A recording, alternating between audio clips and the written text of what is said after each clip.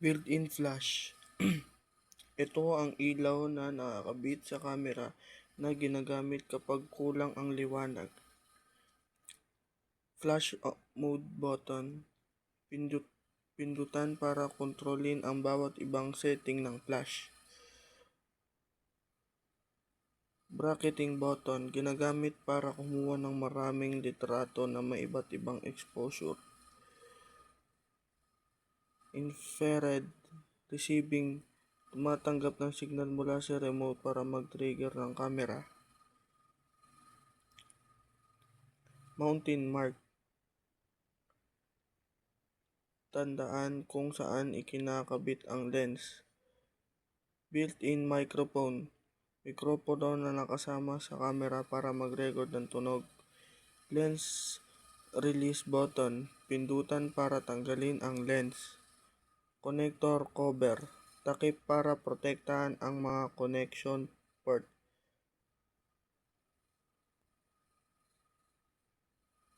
External mic connector. Saksakan para sa panlabas na mikropono.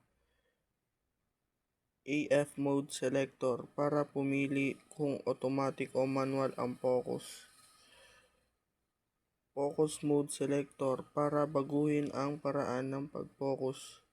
Meter coupling lever. Lever na nagkokonekta ng light meter sa lens. Mirror, salamin sa loob ng camera na nagpapakita ng imahe mula sa lens patungo sa viewfinder. USB connector.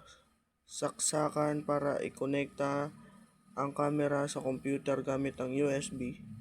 AV connector. Saksakan para ikonekta ang camera sa TV o monitor. Mini pin connector. Maliit na saksakan para sa iba't ibang gamit. Accessory terminal. Saksakan para sa iba't ibang accessories. Connector for external mic. Saksakan para sa panlabas ng mikropono. Ito ang back of the digital camera. Eye finder piece. Ito yung parte kung saan titingin para makita ang kukunan. Rubber eye cap. Ito yung goma na paligid ng eye finder para hindi masilaw at komportable. Delete button. Pindutan para burahin ang mga litrato. Playback button. Pindutan para makita ang mga litratong nakunan na. Monitor. Screen kung saan nakikita ang mga litrato at menu.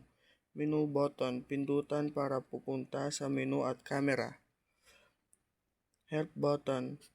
Pindutan para makakuha ng tulong o impormasyon. ISO sensitivity. Setting para baguhin ang sensitivity ng camera sa liwanag. Image quality. Setting para baguhin ang kalidad ng litrato.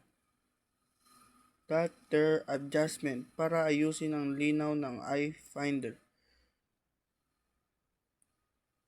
IEL button. Pindutan para i-lock ang exposure. Speaker, kung saan lumalabas ang tunog. Main command dial, ginagamit para baguhin ang iba't ibang setting.